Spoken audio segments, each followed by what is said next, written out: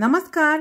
Simple मेजवानी मराठीमध्ये आज आपण विदर्भामध्ये गावाकडे केली जाणारी झणझणीत मिरचीची भाजी करणार आहोत. रेसिपी आवडल्यास लाईक आणि शेअर करा आणि सिंपल मेजवानी मराठीला सबस्क्राइब करून बाजूची घंटीचे बटन प्रेस करा. ही भाजी करण्यासाठी इथे मी 1 वाटी तुरीची डाळ घेतली आहे, जी वजनाने 100 ग्रॅम इतकी ही डाळ आहे. 1 पाव म्हणजे 250 ग्रॅम आंबट चुकीची भाजी घेतली आहे आणि ही भाजी मी स्वच्छ धुवून घेतली आहे. इथे 12 ते 15 हिरव्या मिरच्या सुद्धा स्वच्छ धुवून घेतल्या आहेत. तुरीची डाळ कुकरमध्ये टाकून मी 2 वेळा पाण्याने स्वच्छ धुवून घेतली आहे. आता या डाळीमध्ये आपल्याला हिरव्या मिरच्या बारीक कापून घालायच्या आहेत. गावाकडे खूप झणझणीत आणि तिखट अशा भाज्या खातात, म्हणून इथे मी मिरच्या भरपूर घेतल्या आहेत, पण तुम्ही तुमच्या आवडीनुसार मिरच्या कमी करू शकता. तर सर्व मिरच्या मी बारीक कापून याच्यामध्ये घातल्या आहेत. आता याच्यामध्ये बारीक कापलेली आंबट चुक्याची भाजी सुद्धा आपल्याला घालून घ्यायची आहे. तुमच्याकडे जर टोमॅटो असेल तर 1 मोठा टोमॅटो याच्यामध्ये कापून घाला. माझ्याकडे टोमॅटो नाही म्हणून मी घातलेला नाही. आता आपल्याला याच्यामध्ये पाणी घालायचं आहे, तर 1 छोटा लोटा इतकं पाणी मी याच्यामध्ये घातलेलं आहे. आणि आता कुकरला झाकण लावून मीडियम गॅसवर आपल्याला याच्या 4 शिट्ट्या काढून घ्यायच्या आहेत.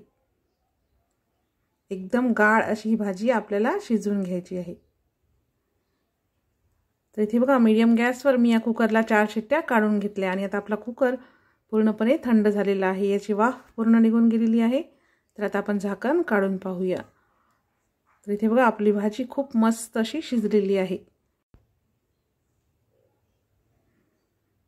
तर आता ही भाजी आपण रवीने घोटून घेणार आहोत. रवीने घोटून ही भाजी आपल्याला चांगली एकजीव करायची आहे. तर इथे बघा मी रवीने ही भाजी मस्त अशी घोटून घेतली आहे. आता या भाजीसाठी आपण वाटण करणार आहोत. तर वाटणासाठी लागणारं साहित्य पाहूया. इथे मी 1 मोठा चमचा जिरे तेलावरती भाजून घेतला आहे. 1 मोठा चमचा कसुरी मेथी ही सुद्धा तेलावरती भाजून घेतली आहे. अर्धा चमचा शहाजिरे हे सुद्धा मी भाजून घेतलेलं आहे. आणि खड्या मसाल्यामध्ये 1 मायपत्री, 1 मसाला वेलची, 2 हिरव्या वेलची, 2 लवंग, 1 छोटा तुकडा दालचिनी आणि 2 कर्णफुलाच्या पाकळ्या आणि हा सगळा खडा मसाला सुद्धा मी भाजून घेतला आहे. 1 मोठा चमचा अख्खे धने हे सुद्धा मी भाजून घेतले आहेत. अर्धी वाटी पातळ खोबऱ्याचे काप हे सुद्धा छान लालसर रंगाचे होईपर्यंत भाजून घेतले आहेत. 5 ते 6 काजू हे सुद्धा छान लालसर रंगाचे होईपर्यंत भाजून घेतले आहेत. 2 मोठे चमचे गोडंबीच्या बिया घेतल्या आहेत आणि ह्या सुद्धा व्यवस्थित अशा भाजून घेतल्या आहेत. 1 चमचा खसखस ही सुद्धा भाजून घेतलेली आहे. 2 तमालपत्र आणि हे सुद्धा मी भाजून घेतलेले आहेत. इथे हा सगळा मसाला जो आहे तो मी भाजून घेतलेला आहे. कांदा छान काळपट रंगाचा होईपर्यंत भाजून घेतलेला आहे. 1 इंच आले आणि 20 ते 25 लसूण पाकळ्या घेतल्या आहेत. इथे मी पुन्हा अर्धी वाटी खोबऱ्याचे पातळ काप करून घेतले आहेत अशा प्रकारे. आणि भाजलेल्या शेंगदाण्याचा कूट घेतला आहे अर्धी वाटी आणि हे कूट अशा प्रकारे जाडसर असं कुटलेलं आहे. आता याचं आपल्याला वाटण तयार करायचं आहे. तर मिक्सरच्या भांड्यामध्ये खसखस आणि सगळं जे भाजलेलं साहित्य आहे खडा मसाला तो आपल्याला घालून घ्यायचा आहे. गावाकडे ही भाजी स्पेशल वेळी केली जाते, जसं की आपल्याकडे भंडारा असेल, पाहुणे आले असतील किंवा पार्टी असेल तर खास अशी ही भाजी असते आणि यासाठी लागणारं वाटणसुद्धा खास पद्धतीनेच तयार करतात. त्यामुळे याच्यामध्ये थोडेसे जरी जास्त वस्तू असल्या तर ही भाजी खायला एकदम भन्नाट आणि चविष्ट लागते. तर आपण जेवढे काही कोरडे मसाले भाजून घेतले आहेत ते सगळे या मिक्सरच्या भांड्यामध्ये घालून घ्यायचे आहेत. आणि मिक्सरवर याची एकदम बारीक अशी पावडर आपल्याला करायची आहे. तर इथे बघा सगळे खडे मसाले मी इथे एकदम बारीकसर असे वाटून घेतलेले आहेत.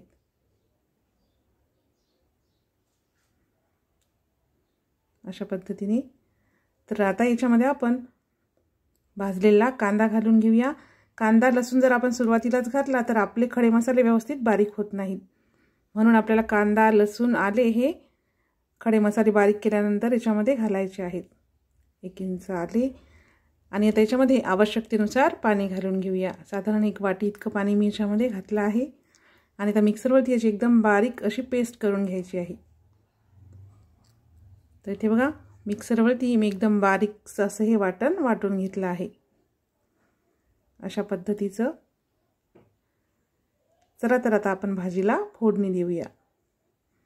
भाजीला फोडणी देण्यासाठी इथे मी एक मोठी कढई घेतली आहे आणि याच्यामध्ये आपण 5 पळी तेल घालून घेणार आहोत. रोजच्या भाजीला जर आपण 2 पळी तेल घालत असू तर या भाजीला आपण 5 पळी तेल घातलेलं आहे, म्हणजे दररोजच्यापेक्षा 2.5 पटीने जास्त इतकं तेल मी याच्यामध्ये घातलं आहे.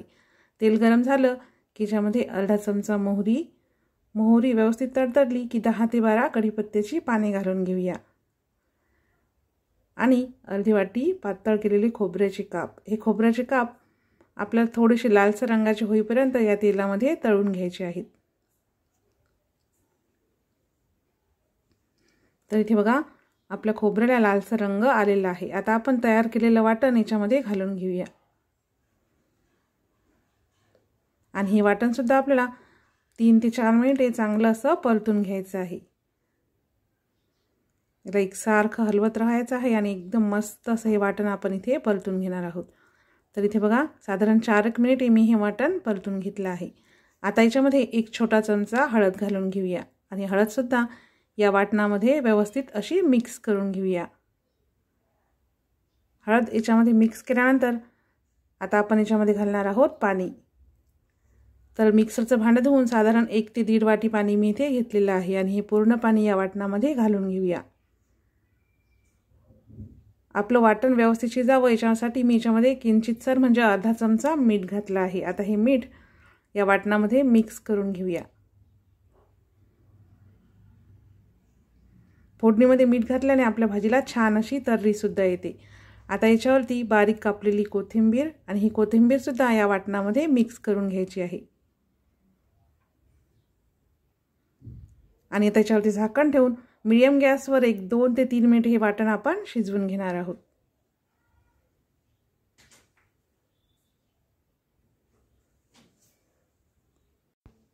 मीडियम गॅसवर 3-1 मिनिट शिजल्यानंतर आता आपल्या वाटणाला मस्त असं तेल सुटलेलं आहे आणि आपलं वाटणसुद्धा व्यवस्थित असं शिजलेलं आहे. तर आता पुन्हा एकदा हे सगळं वाटण व्यवस्थित असं मिक्स करून घेऊया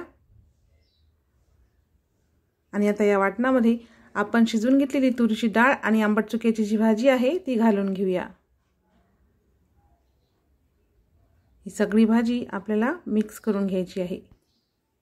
ही भाजी आपण मिक्स करून घेऊया आणि ही जी भाजी आहे ती अजून खूप घट्ट आहे, तर आता आपल्याला याच्यामध्ये पाणी घालायचं आहे. तर पाणी घालताना लक्षात ठेवा या भाजीमध्ये आपल्याला कोमट पाणीच घालायचं आहे.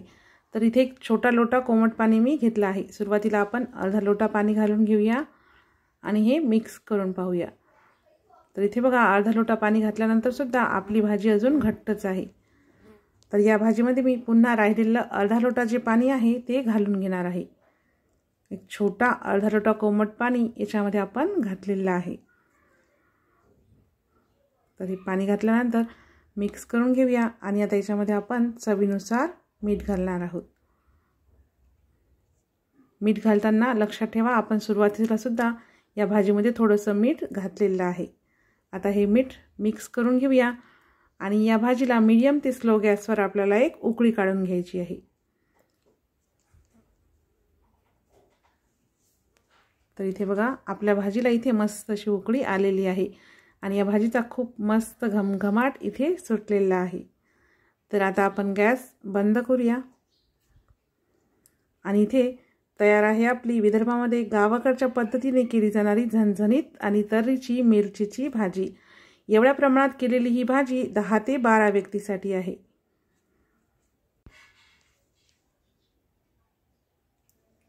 या भाजीची थोडीशी वाफ गेल्यानंतर आता आपण याच्यामध्ये भाजलेल्या शेंगदाण्याचं कूट घालून घेऊया. भाजीची थोडीशी वाफ गेल्यानंतरच आपल्याला याच्यामध्ये शेंगदाण्याचं कूट घालायचं आहे. आता हे कूट याच्यामध्ये मिक्स करून घेऊया. तर तुम्हाला आजची आपली ही रेसिपी कशी वाटली हे कमेंट्समध्ये मला नक्की सांगा. रेसिपी आवडल्यास लाईक आणि शेअर करा. चला तर मग भेटूया पुन्हा एका नवीन रेसिपीसोबत. तोपर्यंत खूप खूप धन्यवाद.